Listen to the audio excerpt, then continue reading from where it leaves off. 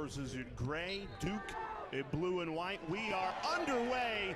The 2022 college lacrosse season. Buckle up, strap in, enjoy the roller coaster that is from now until Memorial Day as the Blue Devils settle into their first possession. How about it?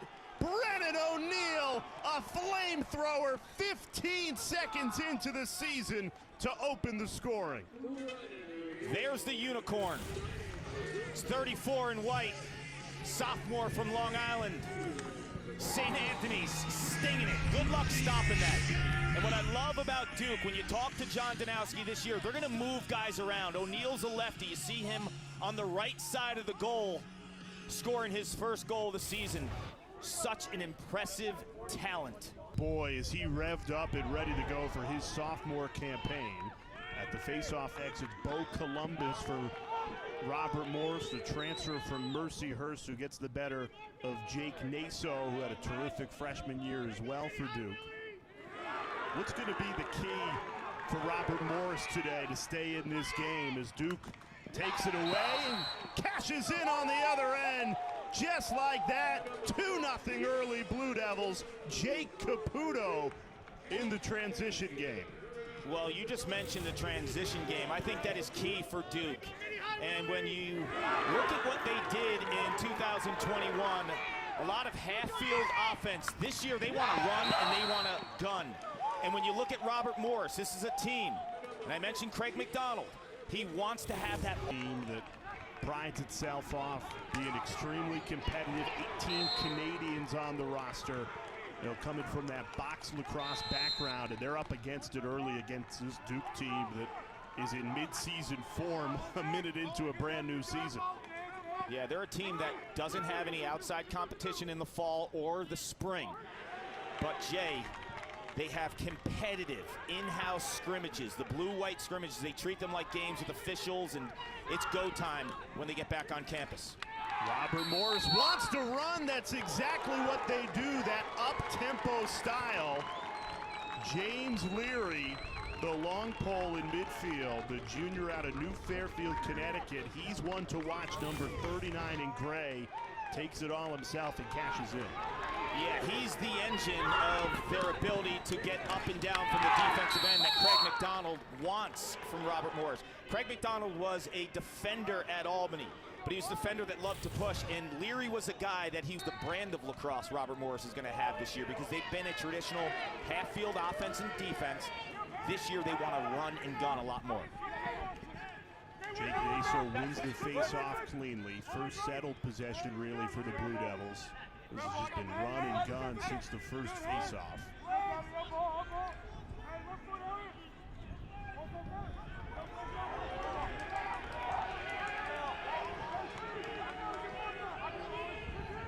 This is Charlie O'Connor, Owen Caputo running on the second line midfield, as well as Grant Mitchell, the transfer out of Ohio State. There's Mitchell, went low and snuck it by Liam Rosenthal.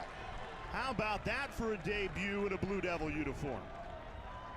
Yeah, Grant Mitchell went to Ohio State, and when you watched him play his first couple years in Columbus, you saw a lot of this, the downhill dodging ability. Just a traditional midfielder who loves to make plays in front of the cage. And when you watch 55 in white, it's going to be interesting, because at Ohio State, he was like one of the main midfielders. This year, tangled up, trying behind the back. Robert Morris backed it up. That's a little box lacrosse. You'll see the one-on-one trying to go inside it with a heavy Canadian influence. Robert Morris, a lot of box lacrosse players on the field right now. What's the biggest difference between box and field, Clark? Well, I think the Canadians who've mastered the box game, they're so good in tight quarters. I mean, you can feed them a ball even when there's pressure on them, or defenders are banging on their bottom hand. They also have very underrated passing skills. So you're going to see some really in-tight passes by Robert Morris. These guys are just so accustomed to playing with pressure on their bottom hand. Robert Morris has 2 or 3 guys that are surefire NLL pros, the National Lacrosse League, the Pro Indoor League. Guys like Corson Kealey, he will be playing professional indoor lacrosse for a long time. 23 for Robert Morris. Great feed on the doorstep and finished. Dyson Williams in perfect position to slam that home. The one thing I'm curious in terms of the Duke attack is how will they find the chemistry with transfer Sean Lully from Penn, who's a guy who likes to play behind the cage, and then Dyson Williams, who is automatic with the left hand. You'll see 51 in blue playing a ton of attack this season. He was a midfielder a year ago after a freshman year where he was the leading scorer at attack, but then Brennan O'Neill came in. His IQ and finding his teammates is his secret sauce. You know, the headline may read, Duke loses Michael Sowers, but don't be fooled. This is a Blue Devils team that returned 66% of their scoring from a year ago. They've got a ton of firepower. Garrett Ledman's one of them, and it's 5-1 Duke in the opening 5 minutes of this season. Garrett Ledman burst onto the scene as a freshman, and you looked at him, you said, wow, one and white has a lot of upside. And the last couple of years, there's been so many midfielders for Duke that it's hard to find the chemistry and the flow. But a guy like Ledman is just too big, he's too strong, and he has too much experience to keep off the feet. Scores, and that's what Duke is, Paul. It's not the Michael Sowers show anymore. This is a balanced Blue Devils attack. Well, there's flexibility with the offense, too. You saw Lully with the first assist he had on the season to Dyson Williams. He was coming through the box as a midfielder. Well, he'll play attack in the second quarter, and Dyson Williams will come through the box. So they're going to beat you with a lot of different looks, a lot of different personnel, and they're going to spread the ball around. Here's Nakai Montgomery. First time we're seeing his name today. Great feed in front, and another Duke goal. It's a runaway train early, and the first goal for Andrew McAdory, the freshman out of St. Anthony's. Duke is super high on this kid, and he was wide open here. Old school Swiss Army knife. You see him finishing here, well, you'll see him on defense. You'll see him on wings of face-offs. He does absolutely everything. He's about 5'8", right? Senior at St. Anthony's a year ago, named USA Lacrosse's National Player of the Year. Scores his first goal with a Duke uniform. 6 goals, 6 different goal scorers. And they're getting more! Jake Naso, the Fogo, puts it into the back of the net. Hit after the goal, but boy, Duke is just rolling at the start of this game. Naso has extraordinarily quick hands, his ability to fight through opposing teams' clamps, and smells an opening down the middle of the field. There's no slide help. Robert Morris decides, you know what, we're going to let 56 in white come down the middle because we're more concerned. Deflected. Robertson tried to scoop it up, and instead they'll give it back to Duke. Haven't even said Joe Robertson's name as he gets it off the reset. Captain, Mr. Clutch, 4 overtime winners in his career. What does he bring to that front line for the Blue Devils? Calmness. O'Neill again. Brennan O'Neill, 2 goals to his name early, and Duke is just making it look easy. You're not moving this dude. I mentioned he's all steel in the open. You're not moving him. And Duke is sharing the ball. You look at the attention that a guy like Charlie O'Connor has. When you're guarding Brennan O'Neill, you're still remaining.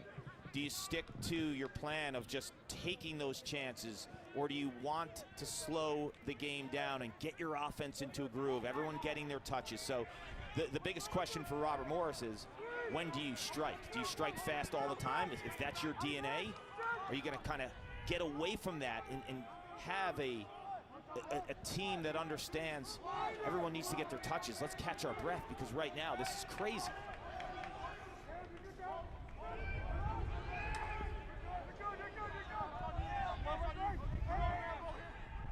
Here's Joe Robertson.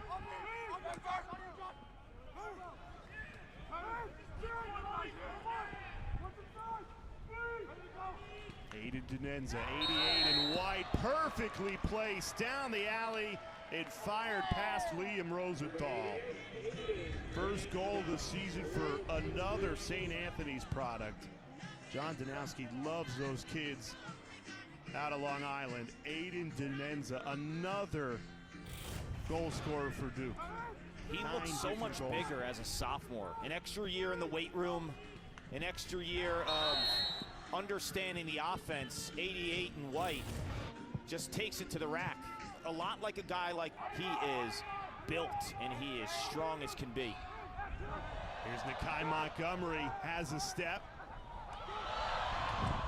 Denenza went low and put it wide. 7 seconds left on the shot clock.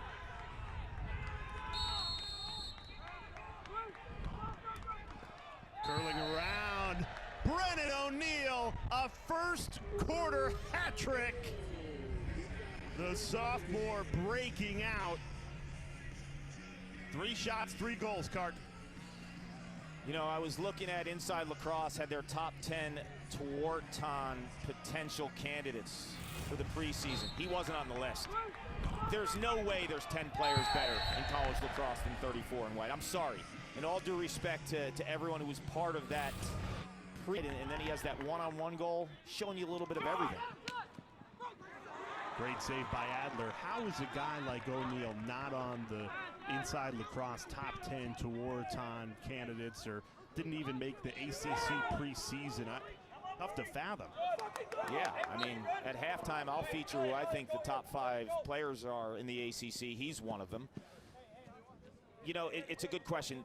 The college lacrosse landscape is loaded in 2022, and there isn't a guy on that list that you would say, what's he doing here? But it's just, to me, omitting O'Neill was kind of like a head scratcher. Robert Morris pulls one back here. Taggart Clark, the senior out of Ontario, beats Mike Adler on a bouncer. Yeah, you gotta just chip away if you're Robert Morris right now. Understand that you were blitzed in the first quarter, but there's plenty of lacrosse, and starting 2022 on a positive note, and I really like the patience. If you watch that dodge too, there's that subtle little hesitation that he gets the really nice play by Clark.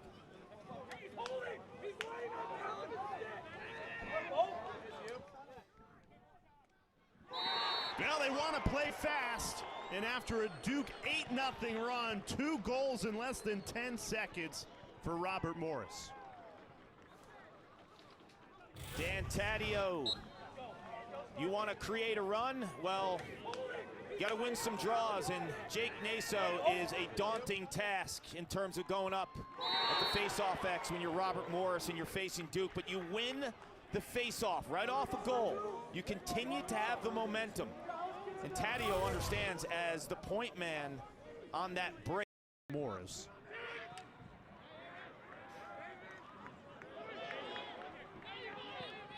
Still extra man if you're Robert Morris.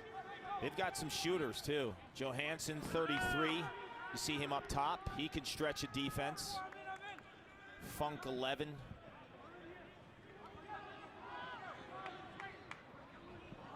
Johansson lost his footing, flipped it to Taggart Clark. This is Jake Boudreau, 22 in gray. The extra pass, everything but the finish there. Dan Taddeo couldn't put it home.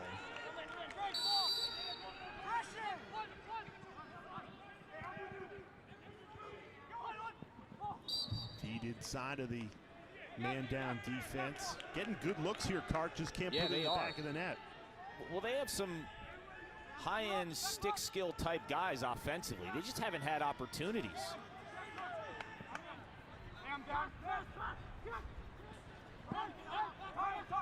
Good opportunity here.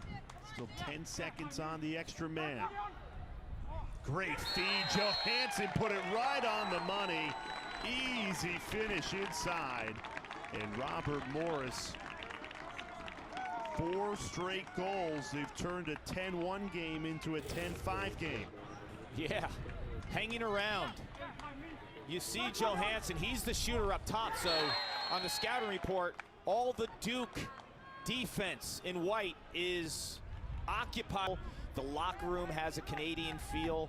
I mean, they're playing knee hockey all the time and having fun. And if you played lacrosse with Canadians in the past, you know they have like that great spirit about the game, and they're loose and relaxed. You put them on the field, they're competitive as can be, and there's a good mix at Robert Morris. So he's going to continue that pipeline. This is year one, but these guys are comfortable when they come on campus because there's so many Canadians on the team. It feels like they come home, Canadians tell him, and you know, pipeline is an understatement. It's really just Canada South. And Duke answers right back after a 4-0 run from Robert Morris. Exactly what the Blue Devils needed. Look at this play by Nakai Montgomery, 15 in white. It's a bad pass. He saves the pass, then he takes the pressure, and right away, off the ground, through the roll, his head is up, and he spots Sean Lully, the transfer from Penn. That was all Nakai Montgomery, the offensive coordinator and the assistant coach. So Nakai, what's so impressed with him is he's never forcing. He sees plays and then he makes them. An answer right back. Robert Morris not going away. Taggart Clark right off the face-off cashes in. So Craig McDonald wants to play fast. If you're winning face-offs, you can gobble up some momentum and the ability to strike in transition, because 6-on-6, Duke's defense is long, it's rangy, it's tough, but they have no answer for a traditional 4-on.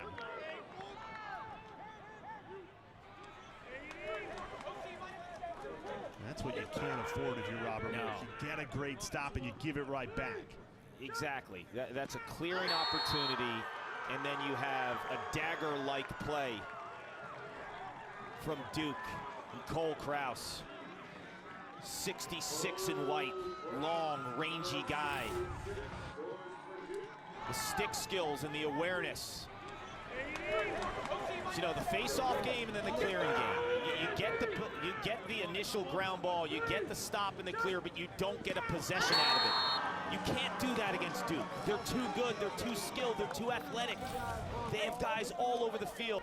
Two things about the Duke defense from a confidence perspective. Adler, and then 19 in white, Wilson Stevenson. I think those are two communicators and quarterbacks on the defensive end, but Adler doesn't have the answer to that one. And Robert Morris, credit this team. They were getting absolutely blitzed.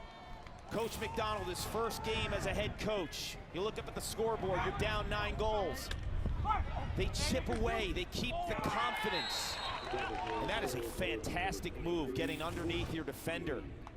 Corson to his philosophy and who he was as a person, as a coach, and he's an impressive young guy. It was the defensive coach at UMass, and he can't be happy with his defense right now. Brennan O'Neill, top cheddar, cashes in on the extra man. Fourth of the night and an absolute hammer of a shot. I love his ability too to change levels on his shot. You saw from up top the release. He shot low one time earlier in the game. This time he sticks it high. The lack of finishing, right? You could make this a 13-8 game. Now Duke is on the extra man with 6 shooters that you don't want to face. O'Neill 34 in white in the middle. He scored on the last extra man. This time it's Dyson Williams painting the corner. You can't place it any better than that. The lefty flamethrower makes it 14-7. There's certain points in time in games, right, Jay, where you have opportunities. Robert Morris had an opportunity to make it 13-8. And then there's a tripping call by Taggart Clark. And then it's 6-on-5 with. Could Robert Morris keep it in play? Don't think they did. So this will be Duke ball with a fresh 80 because a change of possession did occur. Yes. And Robert Morris there, you get the stop, you get the ground ball. Just chuck it up to your offensive side, right? Like, just don't throw it behind the cage. O'Neill Are you kidding me? I thought maybe the side netting. No, you can't question it with Brennan O'Neill, the sophomore out of St. Anthony's. That is 5 goals, and we're just at the start of this third quarter. Well, you don't want to give them another opportunity, so they make the initial stop, but now Robert Morris's defense is gassed, right? They're playing so much defense, and then O'Neill has a short stick on him, and that's just too easy. You see, the problem is Robert Morris just gives it right back. There's another one. You know, I look at the face-offs and the blown clears. There's face-off wins that don't equate to possessions. There are goalie stops that aren't giving you possessions. You cannot beat Duke like that. And what does Duke do? They cash in on the other end through Dyson Williams. You can't give the Blue Devils extra possessions. They'll make you pay. And the timing of these goals by Duke, too. It's like every time Robert Morris makes a mistake, Duke capitalizes. Like they put an exclamation point on it. Dyson Williams, we talked about Canadian box. You saw him in the two-man game right there. He's going to pick if Sean Lully came high. Sean Lully decides to go behind the cage. So done with game one, but Sean Lully really looks to fit the Duke personnel really well.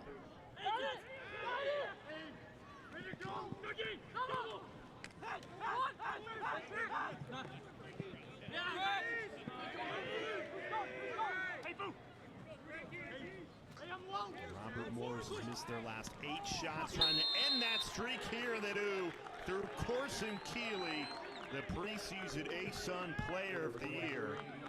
Beautiful inside move to put Robert Morris to 8 goals. Big time. Corson Kealey. They're not going away, Jay, and their top player. I said he'd have to play big in the second half. 23 for Robert Morris is bringing it. Off the clear. Duke doubling Robert Morris in ground balls. Ooh, big hit there, laying the lumber and then some. Look no quitting these guys.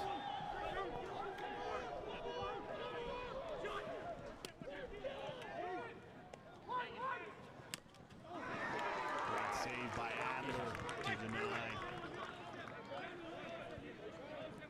Yeah, Jay, one thing you have to say is Robert Morris is tough, right? Mentally and physically, they have not given up in this game. They had every reason to, right? Down 10-1. See guys flying around, big hits, going to the cage, finding ways to build after that first quarter. Because like you said, after the first quarter, it's been even.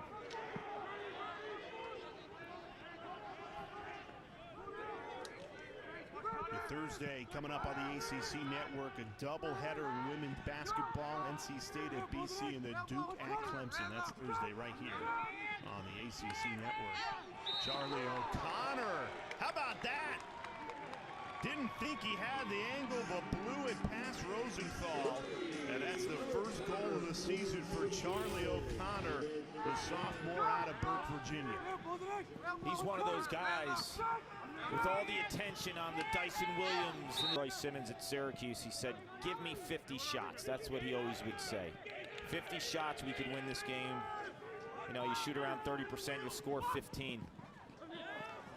Kealey, great look, and he catches in. Corson Kealey, a hat trick, keeping the Colonials in the fight.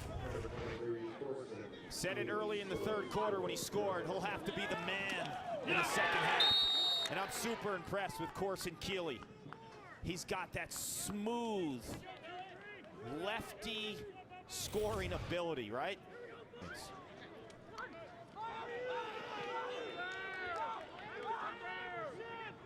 See what Craig McDonald and this Robert Morris offense can come up with out of the timeout.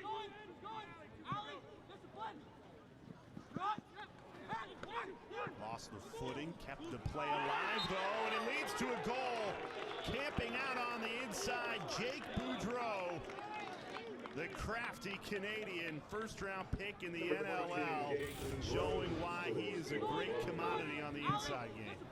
The timeout pays dividends, and it's the two senior grad student stars who both will be pro indoor players. face-off win of the day for Duke.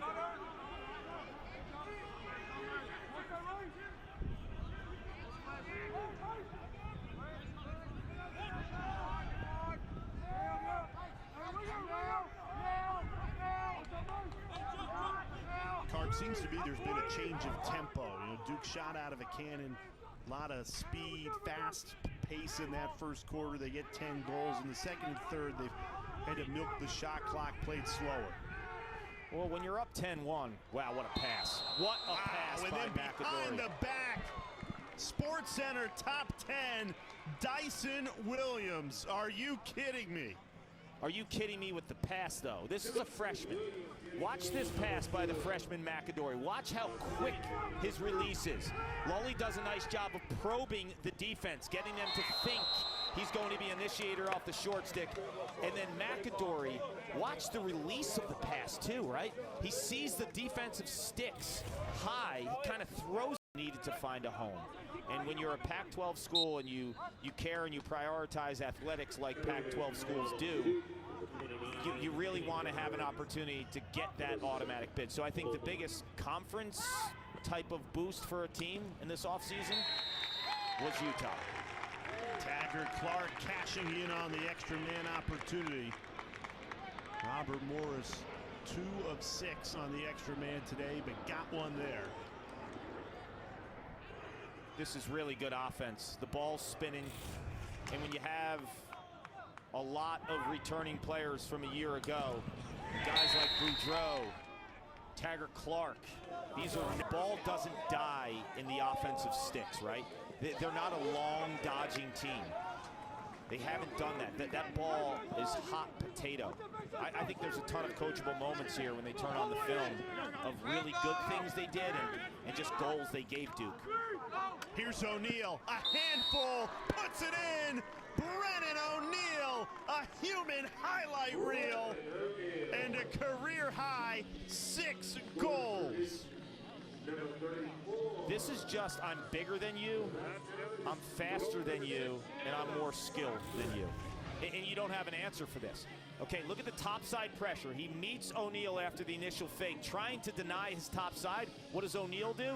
Well, he inside rolls. He finds space here, soaks that check, and then look at the head, too. Where was his head? To 34 in white. Brennan O'Neill already with 6 goals. He's calling for it. Slip, a double team. Somehow gets out of it, but it'll be a shot clock violation. Ball back to Robert Morris. Okay, so this is where Robert Morris has struggled, right? With long possession stops and then giving it back to Duke. This has been a disaster for them. Can't have that happen. Been a disaster. Like, Jay, how many times have you seen them dig their heels and actually make a stop, right? So they zap the shot clock, right? It's a shot clock violation against Duke, and then it's just a basic transfer, catching and throwing, playing with a little pressure on your bottom hand if you're the goal. And then you got 9 different goal scorers, each with a piece.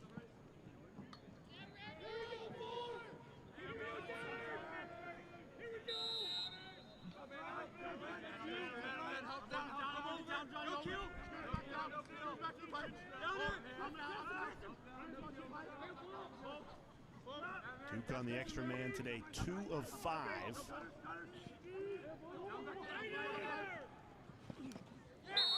Wow, flamethrower. Oh, and Caputo, rear back and fire, young man.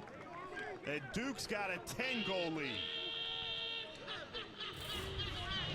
Yeah, he's bringing some thunder. You want to know about the depth of Duke's offense? Dyson Williams isn't even on extra man. How crazy is that? That's how attack. Although that time it was Duke turning it over. Here come the Colonials in transition. They want to play fast and capitalize in transition, and that's exactly what they do through Taggart Clark, and that's his 4th goal of the night. He's played really well. And this is what Robert Morris wants to do with Craig McDonald. That's a page out of the Albany book, right? Like, get your defense flying out, playing fast break lacrosse. Ability, talk about the sacrifice that is and how much they love the sport. That's what it's all about. Yep, the game is at such a healthy spot right now, the men's and the women's. I can't wait to watch women's lacrosse this year. There's going to be tremendous amount of storylines. You have the best player in college lacrosse back, the defending champs in Boston College and Charlotte North. The game was awesome in 2021 in women's lacrosse, and it could be even better this year.